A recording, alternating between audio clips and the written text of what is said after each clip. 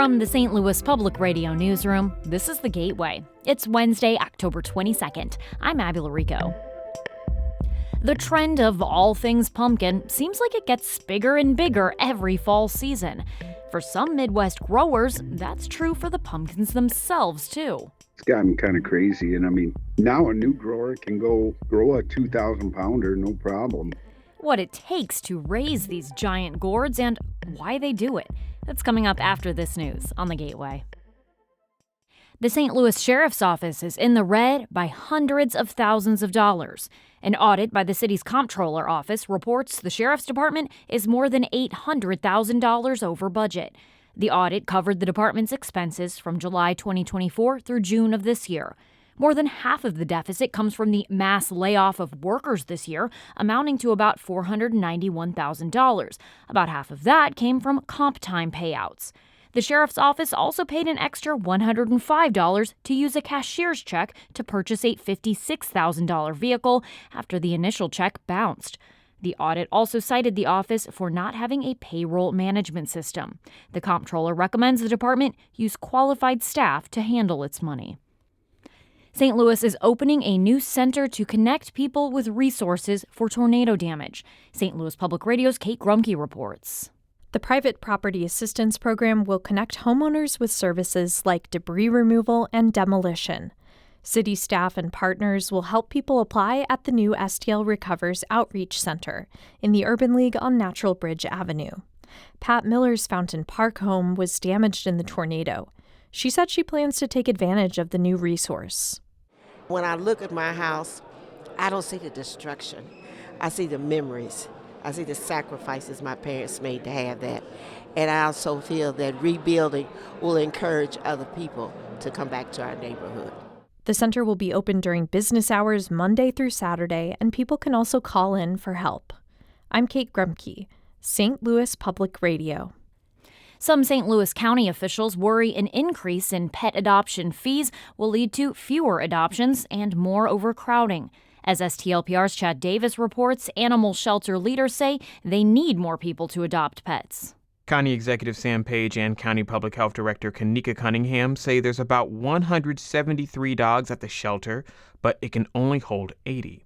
The county council voted to increase adoption fees for dogs and cats from $40 to $80. Council members say the increase helps the council deal with the county's $60 million budget deficit.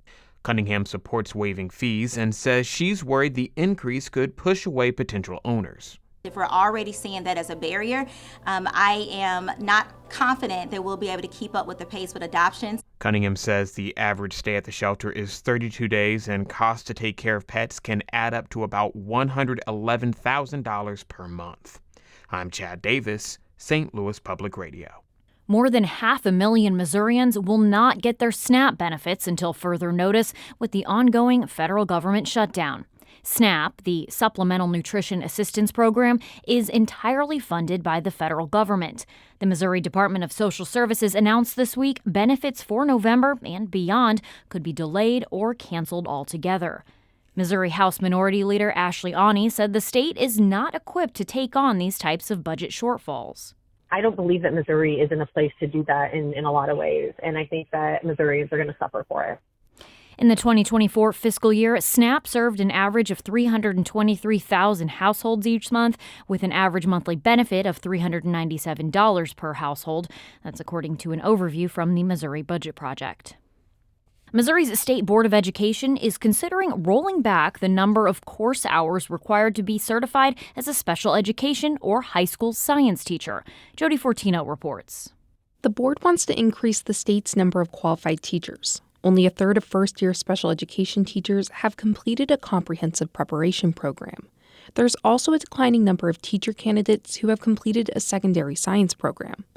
Education Commissioner Carla Esslinger says teacher quality won't drop because certification assessments will still be in place. How they get there is what we're trying to take barriers out that we don't see are absolutely essential for them to be able to pass that certification test. The board will now receive public feedback on the proposed certification revisions. I'm Jody Fortino.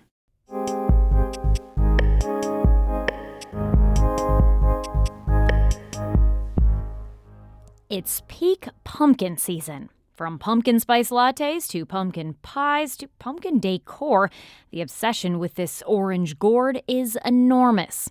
Almost as big as the pumpkins raised by a passionate group of Midwest growers. Harvest Public Media contributor Peter Medlin has their story. The pumpkin house sits in a quiet neighborhood in suburban Chicagoland. Come on in here. If you drive by, you'd never expect some of the Midwest's biggest pumpkins grow here in Joe Atkins' backyard garden. Yeah, I grow the ones that are under a pound all the way up to hopefully a couple thousand pounds. Joe's won the Illinois Giant Pumpkin Growers Association's annual weigh-off multiple years in a row, and last year he cracked a personal milestone, his first 2,000-pound pumpkin. He's always loved pumpkins, but it was actually pumpkin carving that got him into pumpkin growing. He just wanted a bigger canvas.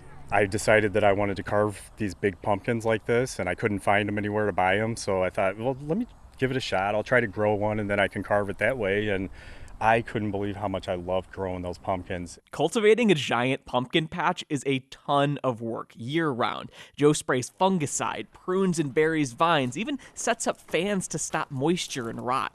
It's literally like 4 or 5 hours a day. I've got a schedule. On Sundays and Tuesdays, I do about 8 hours. Here's a wild thing about giant pumpkins. They get that heavy really fast. In June and July, they can grow more than 50 pounds in one day. And Joe's 2,000-pounder is not the Illinois state record, and it's not even close to the world record.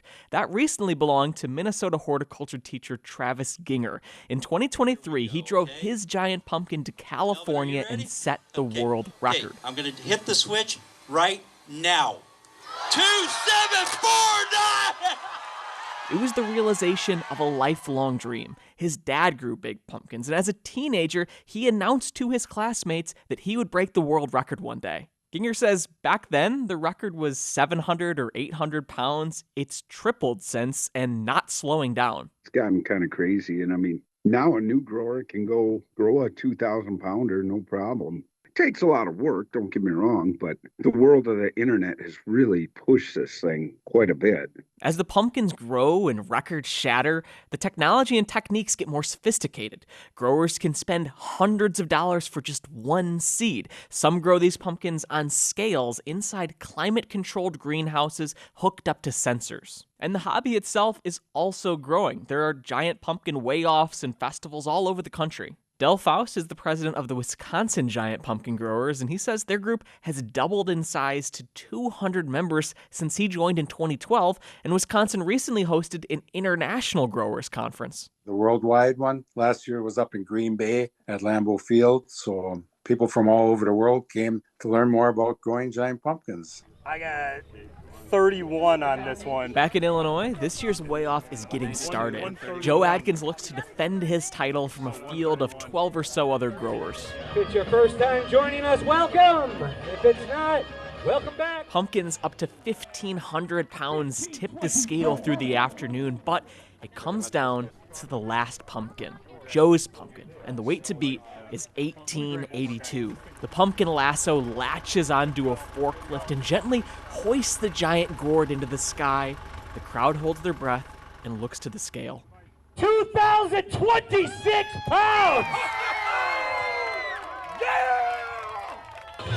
Joe wins, beating his personal record by just 5 pounds. And then he loads up his prize winner onto the trailer to haul it home. He plans to carve it for Halloween and hand out seeds to trick-or-treaters, hopefully to inspire the next generation of giant pumpkin growers. For Harvest Public Media, I'm Peter Medlin. And for the record, two brothers from England just took Travis Ginger's world title with a 2,819-pound pumpkin.